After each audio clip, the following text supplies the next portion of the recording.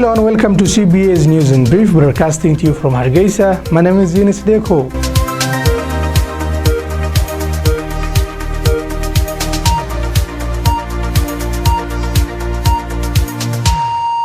Somaliland authorities have executed 6 men on Wednesday, January the 15th. According to human rights lawyer and former chairman of Human Rights Center, Guleed Ahmed Shama, the execution were carried out by the firing squad at Mandera prison in Sahel region.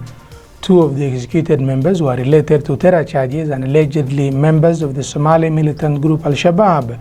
The other 4 were executed for various crimes.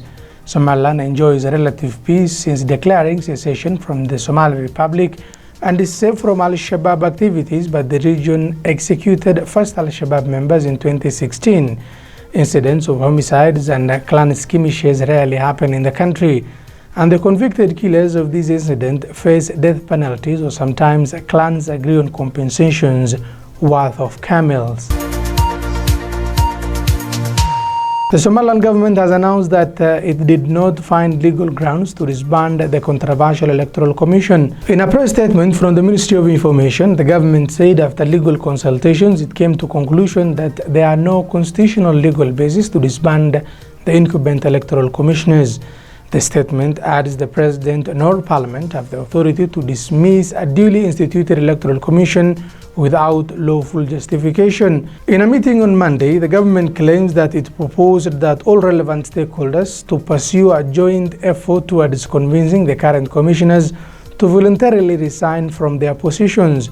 Somaliland opposition party Ciidanka Wadani said President Musa Bihi refused to implement the proposal of the mediation committee for breaking the deadlock over the electoral commission.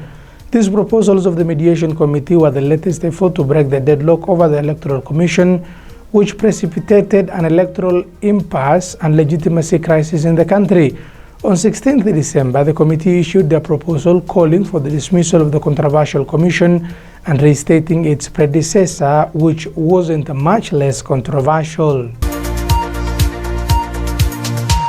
At least 3 Somali government soldiers were killed and 2 others wounded when a bomb blast targeted a security convoy on the outskirts of the capital Mogadishu on Tuesday. This is according to officials at the Ministry of Security. The attack took place in the vicinity of El Shabiya in the Lower Shabelle region.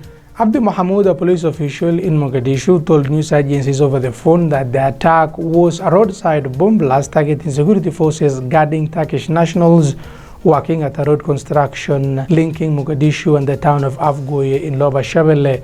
Turkish embassy in Mogadishu confirmed the attack to Andalus Agency, which is a Turkish-based news agency, saying that there were no Turkish casualties in the attack.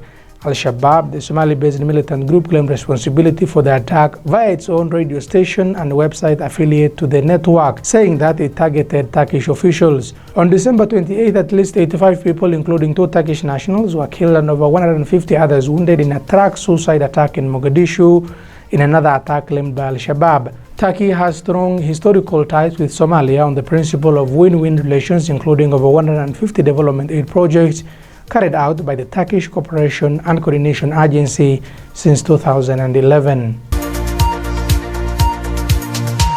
Somalia State Minister for Housing and Public Works Ahmed Abdi Kariye has announced his resignation from the post on Tuesday. He made the statement in Dhuusamareeb, the administrative capital of Galmudug State, where he is gearing up for upcoming regional states leadership elections, where he is one of the frontrunners. Mr. Ahmed Abdi Kariye, famously known as Qorqor, was involved in campaigning in the past months to secure the leadership of the significant region. However, he is facing strong competition from former Interior Minister Abdurrahman Udawan, with the Jir Party candidate and former Villa Somalia Chief of Staff Kamal Butale. 89 new members of Galmudug Parliament have been sworn in and are expected to decide the next president of the state in the forthcoming days, after selecting the Speaker of the Assembly and his 2 deputies on Friday. A top UN official for the Horn of Africa today left Somalia expressing hope for the country's progress as it enters a pivotal year on various fronts on development.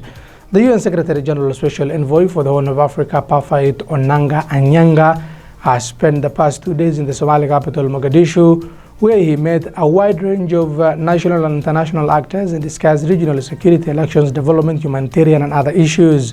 Mr. Onanga Anyanga's meetings included an encounter with Somalia's Special Envoy for the Horn of Africa and the Red Sea, as well as the Gulf of Aden, Balal Mohammed Usman, with whom he spoke about the importance of dialogue for peace and prosperity in the region.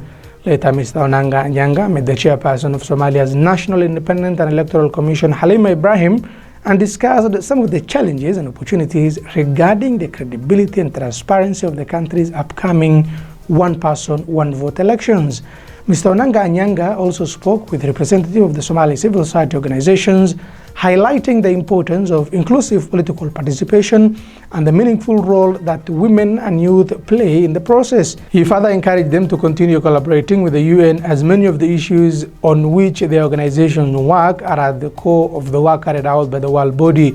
Mr. Fapait Omananga Anyanga also held discussions with diplomatic representatives of the countries from the Horn of Africa and the Red Sea regions, alongside other ambassadors from Somalia's international partners.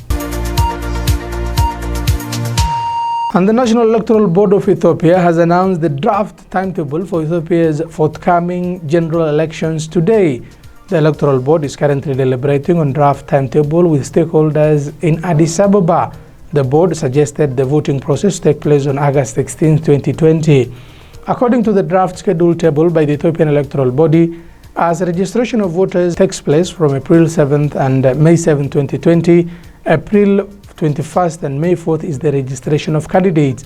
May 5th to August 11th is the Electoral Body's campaign, and June 7th is the date suggested by the body for the announcement of the list of candidates. It also proposed that August 16th and 17th will be the date for the announcement of the result of the elections. That is all we have for you in this particular news brief. Thank you for joining us. My name is Yunis Dekow. Enjoy the rest of your viewing.